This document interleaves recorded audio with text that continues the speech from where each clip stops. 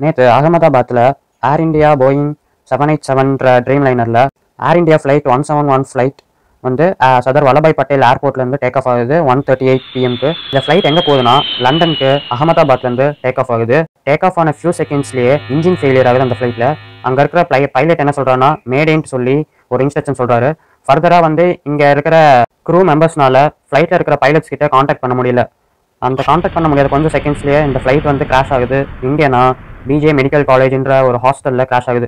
அங்கே எல்லா பசங்களும் லஞ்ச் டைமுக்கு சாப்பிட்டு இருந்திருக்காங்க. பட் திடீர்னு ஒரு கிராஷ் ஆனவுடனே அங்கே இருக்கிற மொத்த உயிரும்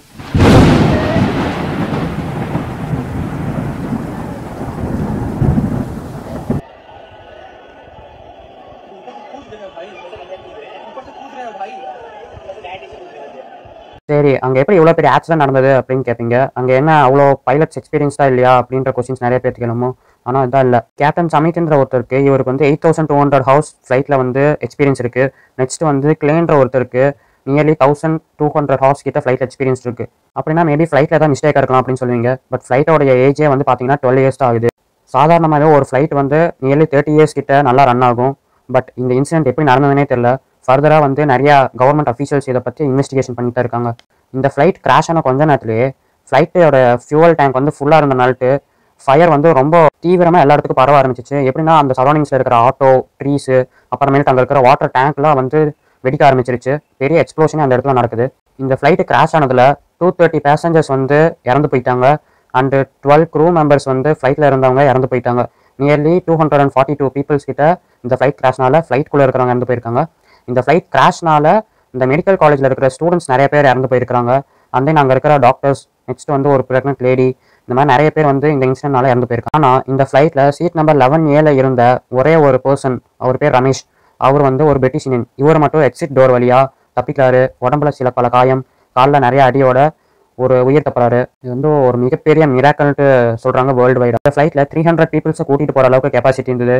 ஆனால் இந்த ஃப்ளைட்டில் எத்தனை பேர் இருந்தாங்கன்னா 167 இந்தியன்ஸ், 53 பிரிட்டிஷ், 7 போர்ச்சுகீஸ், அப்புறமேட்டு ஒரே ஒரு கனேடியன்.